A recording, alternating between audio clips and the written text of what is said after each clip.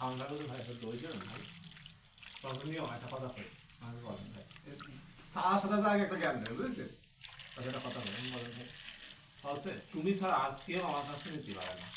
তুমি এসে বলে আর না করতে পারে না তো তোমার আমি একটা রিকোয়েস্ট করি